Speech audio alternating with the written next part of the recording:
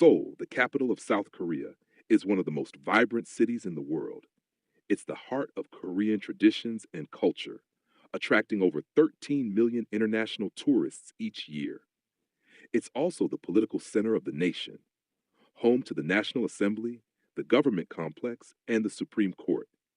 Economically, Seoul ranks as the fourth largest metropolitan economy globally, just behind Tokyo, New York, and Los Angeles. But at the same time, Seoul is the world's capital closest to a hostile border, just 40 to 50 kilometers from the demilitarized zone that has separated North and South Korea since the 1953 armistice. With the war technically still unresolved, this frontline geography has profoundly shaped the city's development, leaving military fingerprints on everything from buildings to entire districts. Yet this influence is often overlooked in urban design discourse. In 1950, just 2 years after the Republic of Korea was founded, the Korean War broke out. By the time the capital returned from Busan to Seoul in 1953, the city lay in ruins. Nearly 30% of housing had been destroyed or severely damaged. More than half of the bridges were crippled, and 80% of factories were gone, and the threat from North Korea remained ever present.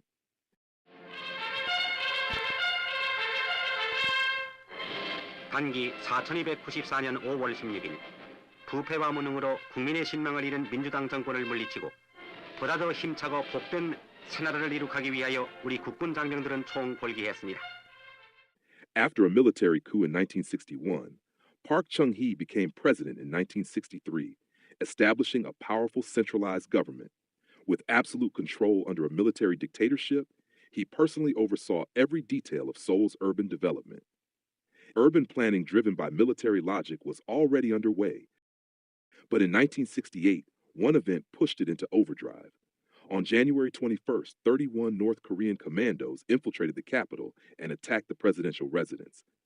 President Park survived, but national security became a top priority. Around the same time, global politics shifted. In 1969, U.S. President Richard Nixon announced the Guam Doctrine, signaling that Asian allies would need to take greater responsibility for their own defense. As U.S. troops began to withdraw, Seoul was left to secure itself. Under Park's rule, military logic was embedded into every layer of the city, from individual buildings to the broader capital region. And at each level, different tools of political control were used to enforce it. First, the level of individual buildings. A 1970 amendment to the Construction Act, submitted directly by the Park administration, required underground levels in large buildings. In legislative records, the Minister of Construction explicitly stated that those basements were needed for national defense. These same basements later evolved into Korea's notorious banjiha, semi-basement apartments that often left urban poor residents unsafe, as depicted in the movie Parasite.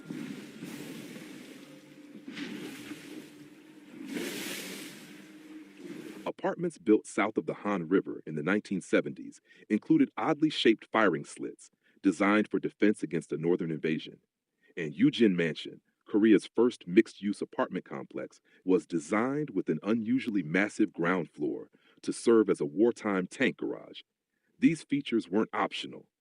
Under the Construction Act, the Ministry of Construction was given legal authority to direct mayors to deny construction permits for national defense purposes. In fact, it was revealed through a lawsuit that Yujin Mansion had been designed for military use, and that the city of Seoul had pressured the developer to comply. Even today, similar permitting systems are still used by the government to impose certain facilities on private developers. Military logic extended into Seoul's infrastructure as well. The iconic Namsan Tower was originally built to jam North Korean broadcasts. While it was planned to open to the public, President Park reportedly blocked the observation deck's use due to national security concerns, worrying that it would be used to observe national security facilities. It remained closed until 1980.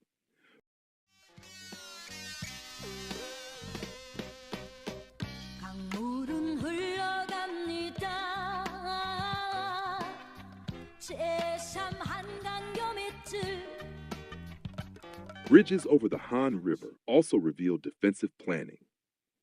Hanam Bridge, completed in 1969 and formerly known as the Third Hangang Bridge, and Jamsu Bridge, finished in 1976, were both designed with military purposes in mind.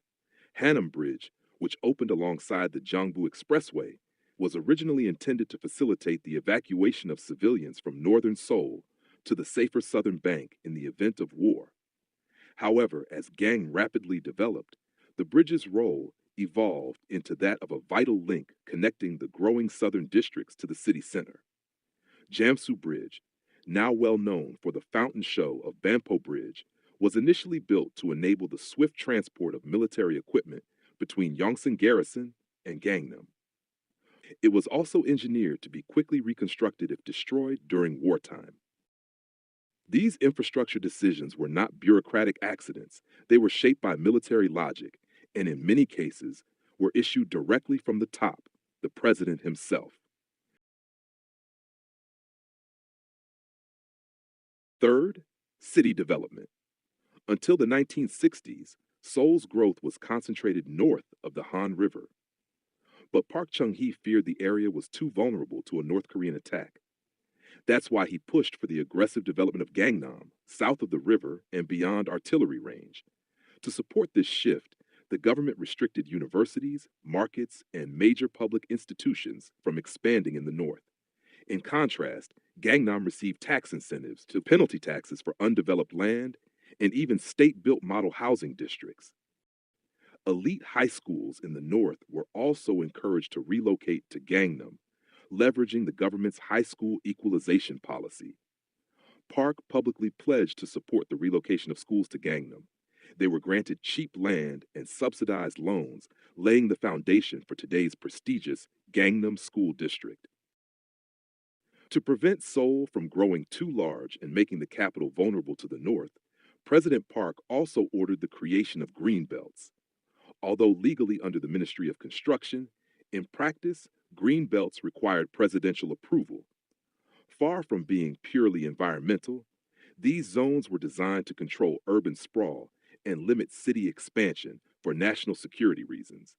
Many of these restrictions still remain in place today. Last but not least, ultimately, Park dreamed of relocating key government functions away from Seoul altogether and building a new administrative capital. In the late 1970s, he began planning a new capital in Chungcheong Province, far from the DMZ. A committee composed of dozens of urban planning experts was formed, and they drafted plans for a new administrative capital, what became known as the so-called blank slate plan. The plan proposed building the new capital near Gongju in Chungcheong Province. It was remarkably detailed, outlining everything from the city's road network to the precise layout of major government institutions. However, the project collapsed after Park Chung-Hee was shot and killed by his intelligence chief in 1979. But the idea didn't die. In the 21st century, this vision was revived in the creation of Sejong City to achieve balanced regional development.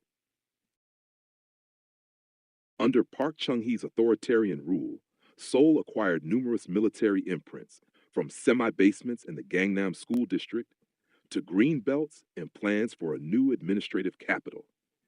These transformations can be understood as outcomes of the distinctively authoritarian political system established during the Park Chung-Hee era, shaped by the broader socio-historical context of the time.